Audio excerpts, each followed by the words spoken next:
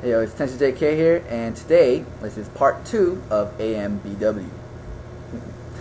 And I want to tackle some few questions that I got and maybe give you some insight. To start, someone asked about, like, give me an example in the media that kind of portrays the negativity of black women and Asian men. And the one that I really popped into my mind was Romeo Must Die. If you ever seen that movie, it's with Jet Li and Aaliyah and other casts as well. This movie is obviously like an action movie, kung fu flick or whatever, right? And I watched it completely unknowing that it was actually supposed to be a love story. Romeo Must Die is based on the love story called Romeo and Juliet. You ever heard of it? Shakespeare, right? And Jet Li is obviously Romeo and Aaliyah obviously Juliet. But in the whole movie, you don't see them, any sort of this, love. You know what I mean? It's just like, it seems like brother and sister relationship. It's bullshit. And I researched deep into it, and I found some pretty interesting things. One, the casting, the casters, right? It sounds like a magician. The casters. No, but then the casting. They were supposed to cast a very handsome Korean American man or any other Asian American man. And they had few people in mind that the casters they really wanted to pick, such as Will Yoon Lee, if you see him in Torque, really good looking guy, and so on. And there were other very good candidates, but they did not choose them. Okay? The reason why they did not choose them is because the producers or the directors did not approve them.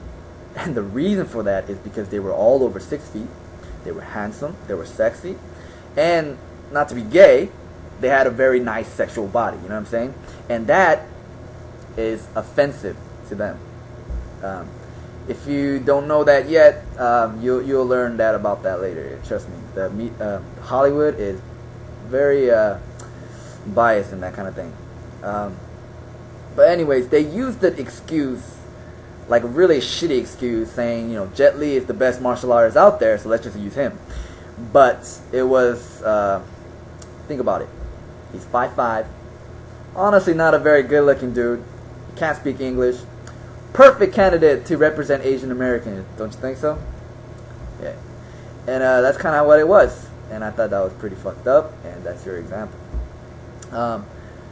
This was actually the first time I saw Asian men and black women on screen. I don't see much of it. I thought it was pretty cute, to tell you the truth, when I first saw it. But it almost felt like I said before, like a sister-brother relationship. There was no love, there was no sexual tendency, there was no kissing, there was nothing. And at the end of the movie, Jet Li and Aaliyah was supposed to make a kissing scene. Like, I would have liked a nice love scene, but, hey, I'm not pushing it. At least some sort of kiss scene, to show that they're in love, But it was nothing. It was just this hug, Like, it was like one of those hugs, like, alright, I'll see you next time, I'll probably never call you again type of hug, you know what I mean? And I was like, that's some bullshit, The worst part of it is Jet Li didn't even get laid. Come on now, that's fucked up. And Asian men watching this, we're supposed to have hope, you know what I mean? Like, that's our role model right there, Jet Li. He could fucking beat the shit out of people, but in the end, he doesn't get laid. Good role model. And that's the media. Another question that I got is, I was kind of debating if I should do this or not, because I don't know if I could really speak upon this, but I do have my own perspective on this, so I'm just going to give you that. This woman asked me, what do you think about how black men abandon black women? I actually got like three of them, the same question. They told me they feel almost abandoned by black men these days. The way I see it though, I think black men made a big mistake by turning their backs towards black women, if most have done. I think many forgot that it was them who backed them up through those hard times. When there was all these racism going on, who the fuck do you think was, giving them good ego, giving them, pride, pushing them. You're like, you're a strong black man, you're better than the white man, and who the fuck do you think they've been telling them these things and then building their spirits up and helping them out through these difficult times? Black women, honestly, you know what I'm saying? And the moment that now that everything is settled, things are doing well, and everybody and the media is doing good, they got their music going on, and they're pretty popular with the women, and so on and so forth. Now they have the audacity to say to black women, you know, you're not beautiful anymore. You know, I don't feel for you anymore that way. You know what I mean? And they go for white women or any other woman, right? And I see it. I mean, I see it all the time. You know, most of the time, you know, and I think that is a huge mistake, honestly. And they were kind of screaming at me, like, their anger towards black men, saying, you know, the black men actually expect black women to only date black men. I think that is fucking ridiculous. I've heard it before many times, but I think that shit is whack, you know? And I think black women should date whoever the fuck they want, you know what I'm saying? And that's that. And there's another thing. This girl named Regina. Her name is Regina blah blah blah. But it was just kind of weird. So I just call her Regina, okay? And she said in her comment, I really liked her comment, so I'm gonna post it here.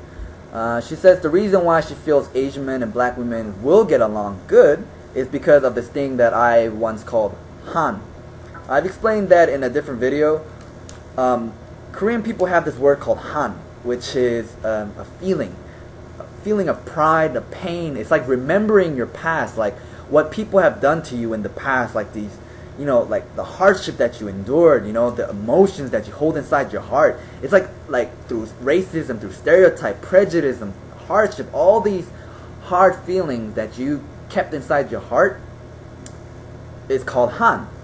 And not only do Asian people have it, I believe black people have it. They just don't call it Han.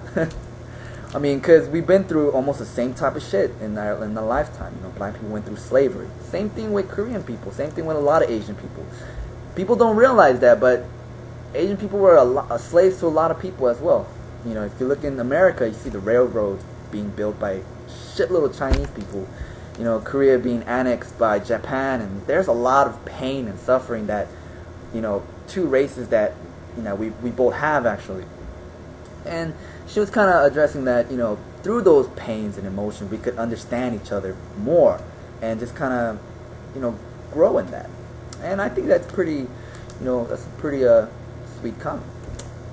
But that's that for now. I mean, there were more questions, but I just can't make it out yet. So I'm gonna put that on hold. And if you guys have anything important to add, you know, just please email me, you know, and I'll try to include that in my next video, which we will call part 3. So you guys have a good day, and hope everything is fine with y'all.